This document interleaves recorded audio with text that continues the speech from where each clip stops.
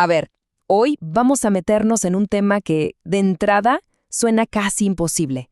¿Qué tienen en común un santo católico y un orisha, una deidad de la religión yoruba?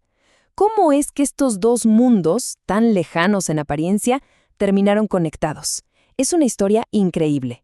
Miren esto. Por un lado, tenemos a San Francisco de Asís, una figura clave del catolicismo, todo sobre la humildad, la sabiduría. Y por el otro, a Orunmila, un orisha importantísimo de la tradición yoruba, el mismísimo dueño de la sabiduría y el destino. A simple vista, ¿verdad que no tienen nada que ver? Entonces, ¿cómo se juntan? ¿Cuál es ese puente que conecta a un santo de Italia con una deidad de África? Bueno, la respuesta no es tan simple. Es una historia, wow, una historia de supervivencia, de puro ingenio y sobre todo de una fe inquebrantable. Muy bien, para entender este rompecabezas, tenemos que empezar por una de las piezas clave.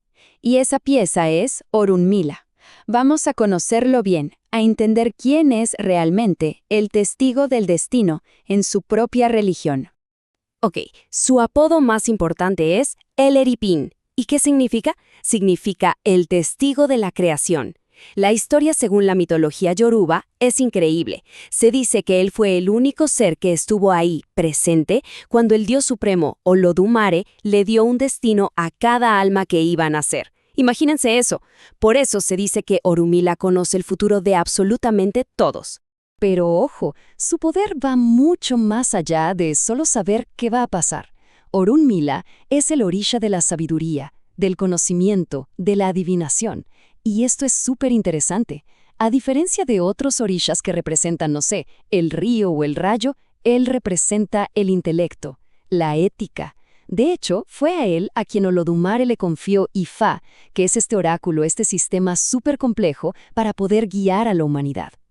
Y aquí entra en juego su socio inseparable, Eshu, el mensajero de los orishas. Miren cómo funciona. Orunmila, con su sabiduría, te dice cuál es el camino. Pero es Eshu el que se encarga de que todo pase. Él lleva los mensajes, las ofrendas y se asegura de que las bendiciones lleguen y los problemas se quiten. Son pues un equipo perfecto. Bien, ya tenemos una idea clara de quién es Orunmila.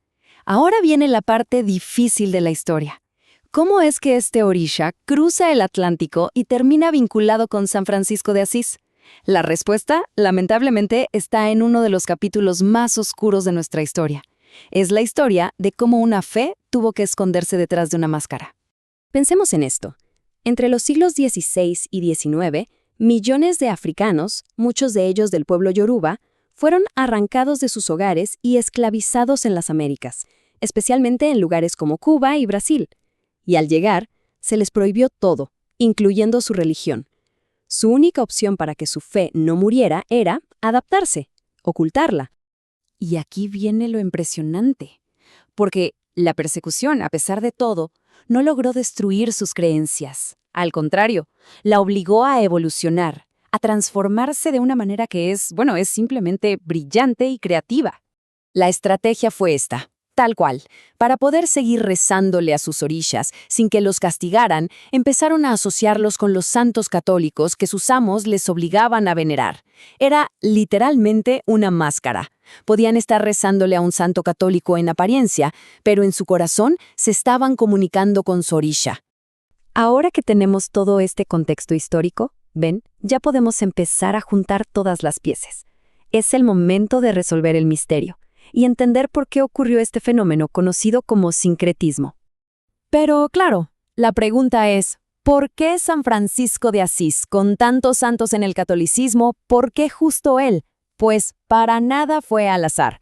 Hubo razones muy específicas para esta conexión. Miren esto con atención. Las conexiones son lógicas cuando las vemos así. Primero, lo visual. Los colores de Orunmila son el verde y el amarillo o café. ¿Y de qué color era el hábito de los franciscanos? Marrón, a veces verdoso. Ahí está. Pero es que va más allá. Piensen en la personalidad. El carácter de Orunmila es sereno, reflexivo. Y San Francisco, como lo recordamos, por su humildad, su sabiduría. En esencia, ambos representan la paz, el intelecto, la reflexión. Y lo que comenzó como una necesidad para sobrevivir, como una máscara protectora, con el tiempo se fue transformando. Esa máscara, con el paso de las generaciones, se fue fusionando con la propia identidad. Y de ahí nace una identidad dual, que es justo la base de religiones como la santería o la regla de Ocha y Fa, una fe que hoy sigue viva y venera a los orishas. Entonces, ¿qué nos deja todo esto hoy en día? Porque esta no es solo una anécdota histórica, para nada.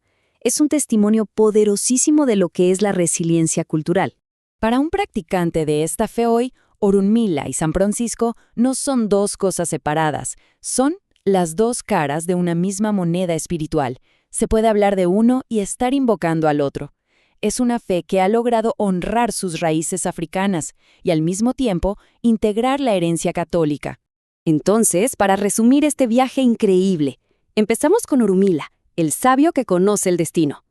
Luego vimos cómo la historia obligó a que esa fe se ocultara. Descubrimos la conexión tan inteligente con San Francisco por sus colores y su carácter. Y finalmente, entendimos cómo todo esto creó un legado, una identidad dual que es prueba de una fuerza cultural impresionante. Y todo esto nos deja con una última idea para pensar. La historia de Orunmila y San Francisco prueba que el sincretismo no es una simple mezcla, es algo mucho más profundo. Nos hace preguntarnos, ¿será que esta capacidad de adaptar, de fusionar, de crear algo nuevo a partir de dos mundos, no es acaso la forma más poderosa de supervivencia cultural que existe?